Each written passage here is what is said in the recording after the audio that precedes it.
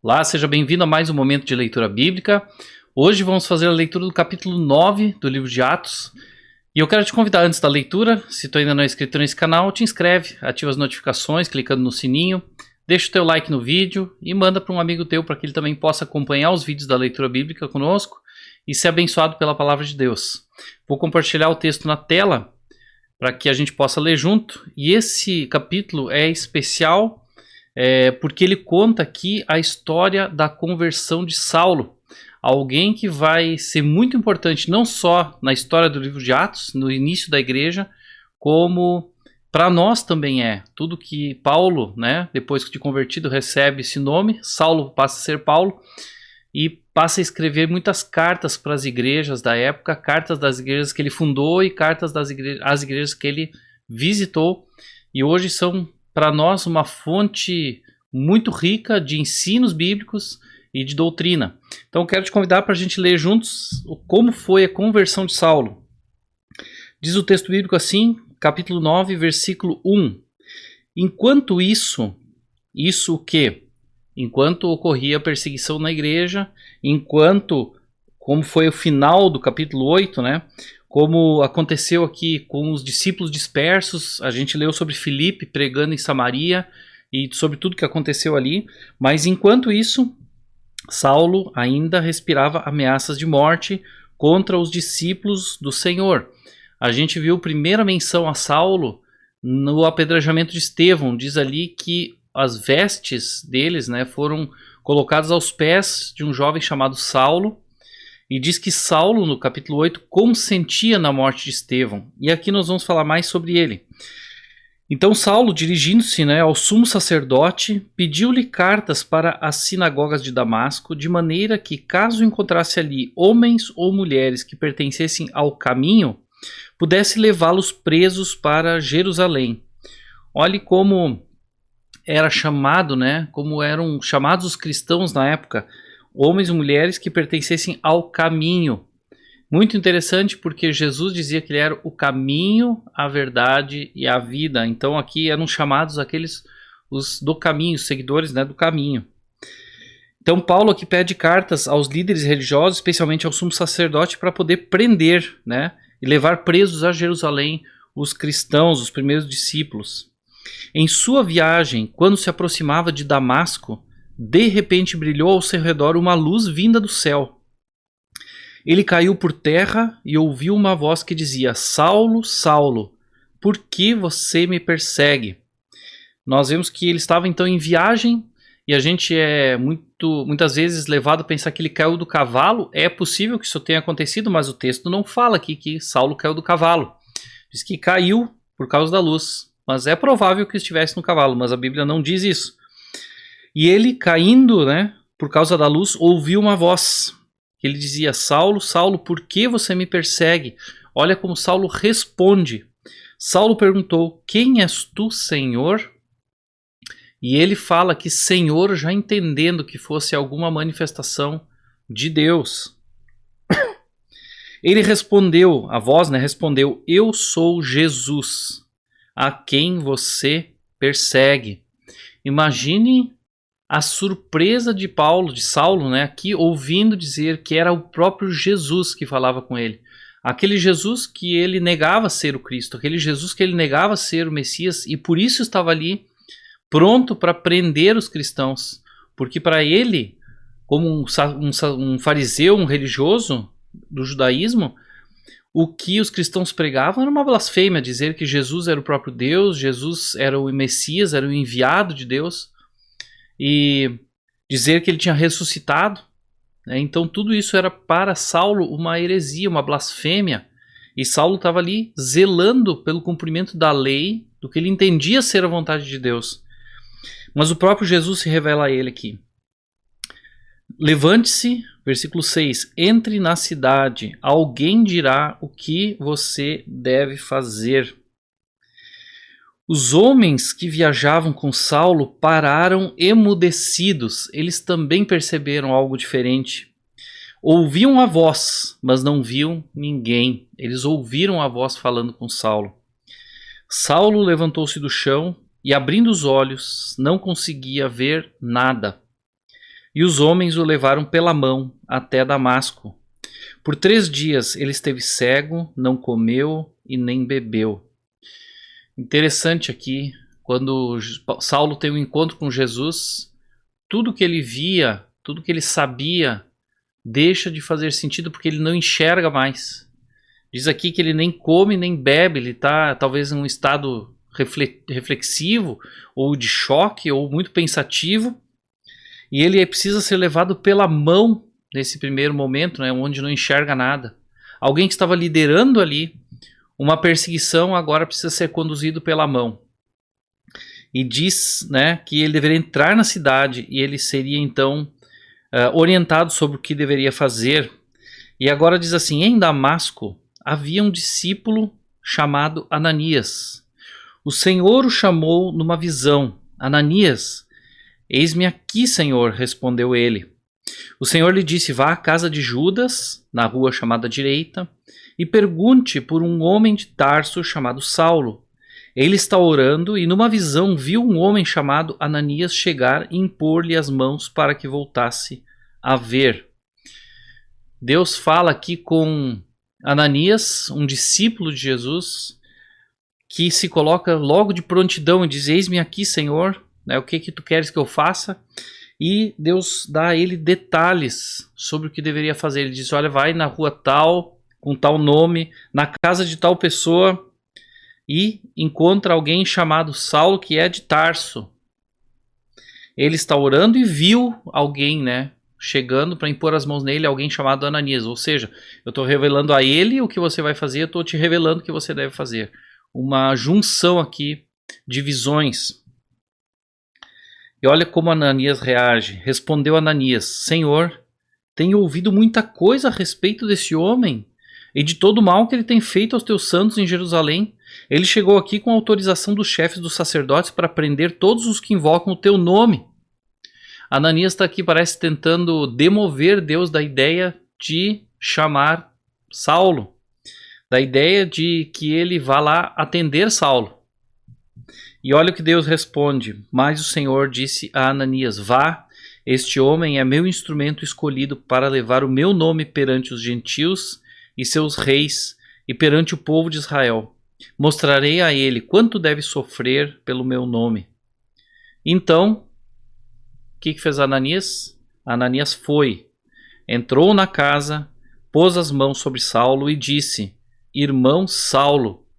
Olha só, até aqui a gente já continua a leitura, mas Ananias obedece de imediato o que Deus fala para ele, e ele faz aquilo que Deus mandou, exatamente como foi mandado, e ele diz: irmão Saulo. Chama Saulo, aquele que ele acabou de dizer que era um perseguidor, que era alguém que era de ser temido, ele chama irmão Saulo. O que significa isso? Agora eles eram filhos do mesmo pai, eram irmãos.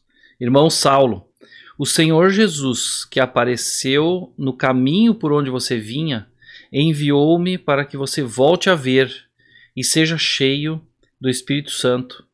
Imediatamente, algo como escamas caiu dos olhos de Saulo e ele passou a ver novamente. Levantando-se, foi batizado e depois de comer, recuperou as forças.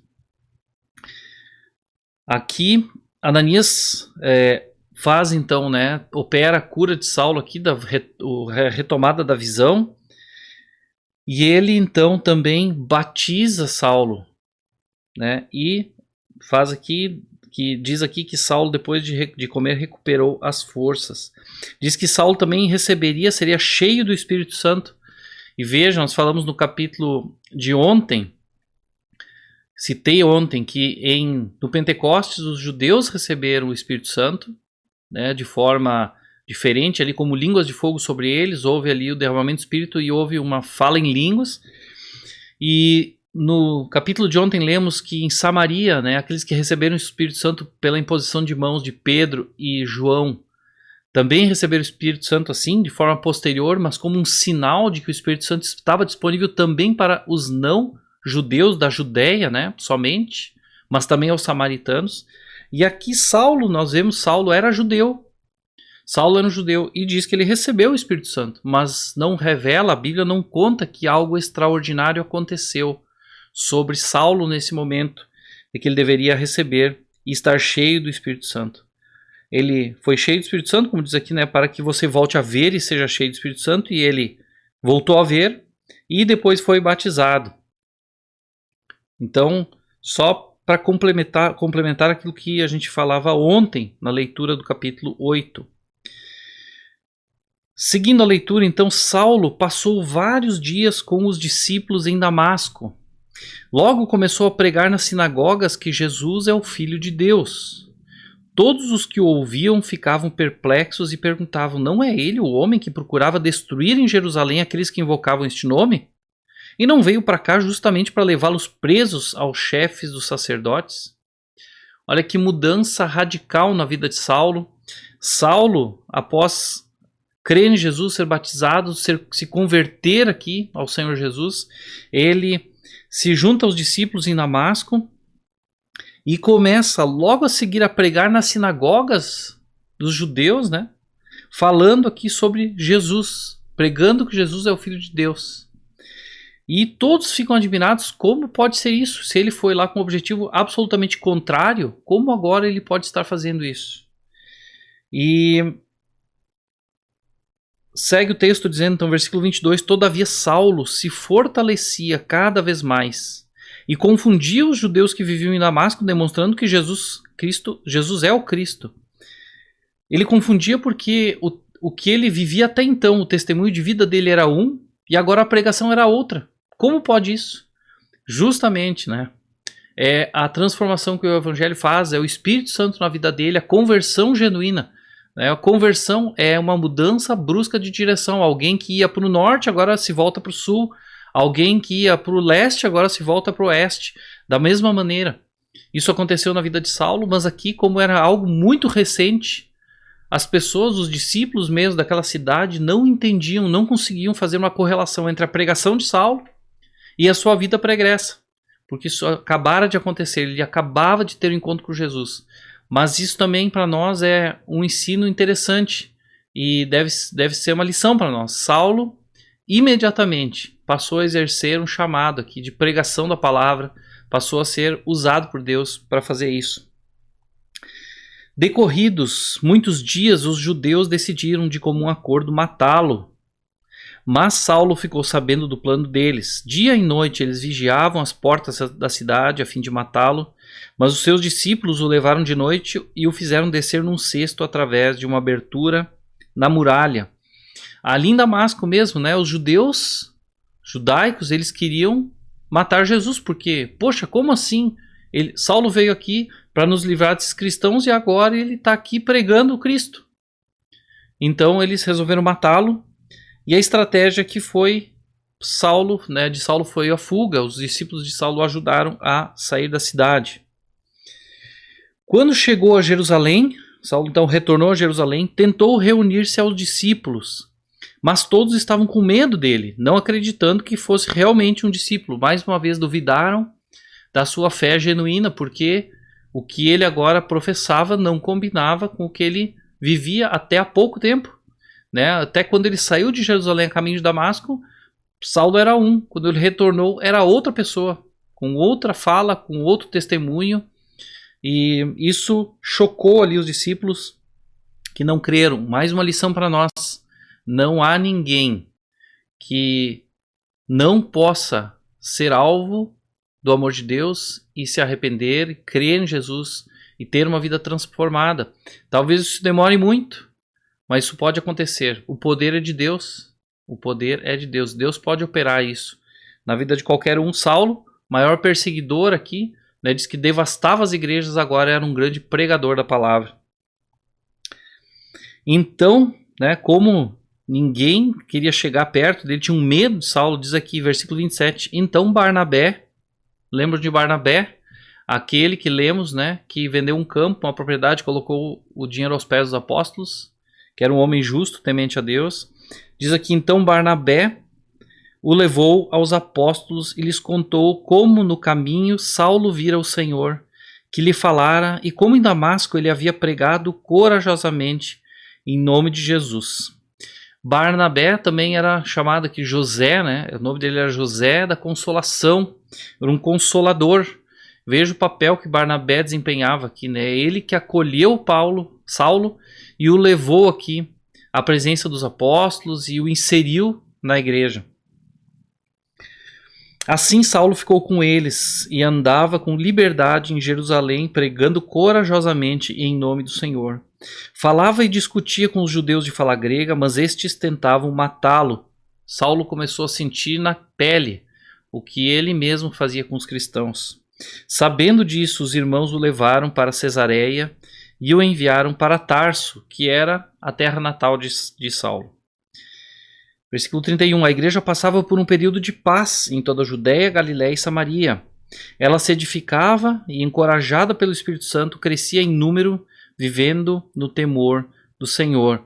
Assim como houve no início uma grande perseguição, aqui houve um tempo de paz.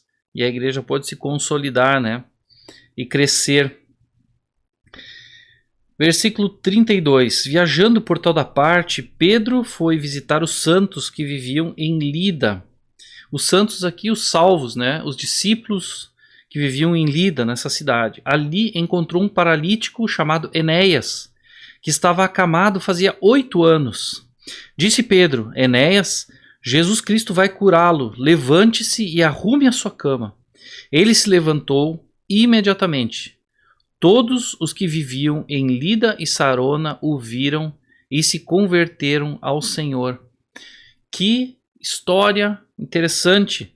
Uma cura de um paralítico, esse Enéas, né, conhecido por muita gente, fez com que todos, a Bíblia diz aqui no versículo 35, todos os que viviam em Lida e Sarona se converteram ao Senhor. Uma cura gerou um testemunho, né, e um sinal que foi capaz de tocar o coração daquelas pessoas e viram que era de fato aqueles, né, a pregação de Pedro estava ali, que aquilo que eles anunciavam era a palavra de Deus, e foi capaz então de operar a conversão daquelas pessoas, de todos os habitantes de Lida e Sarona.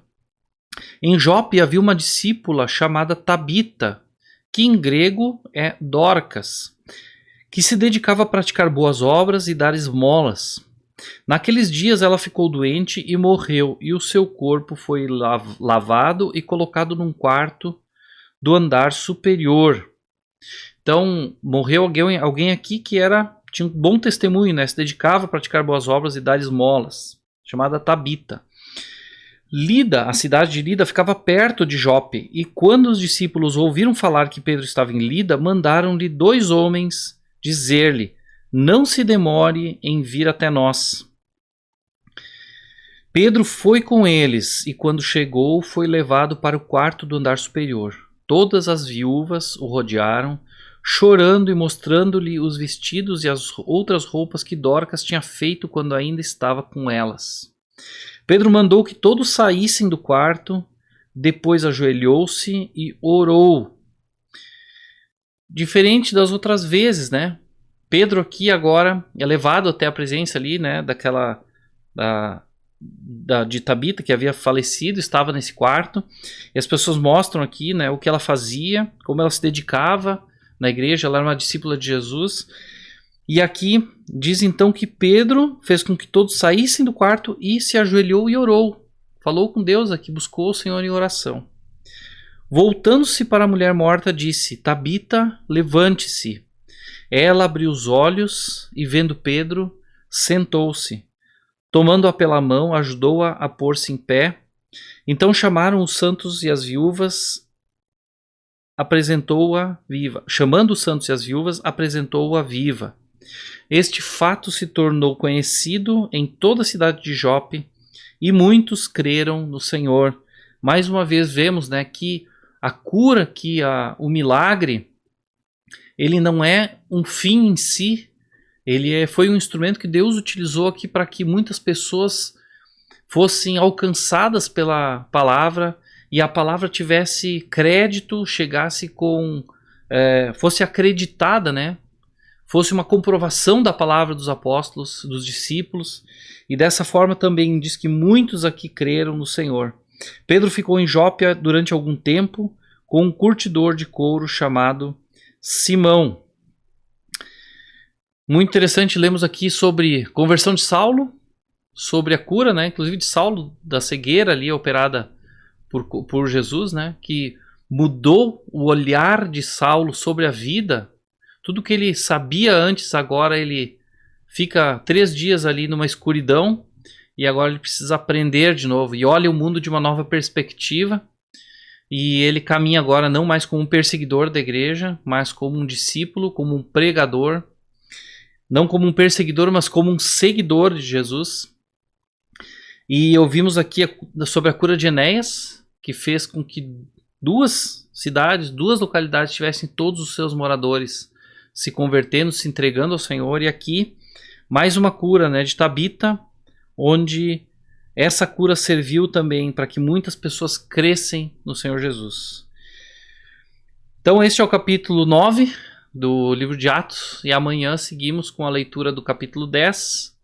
Persevera, continua conosco e nos encontramos amanhã para mais um episódio. Até mais!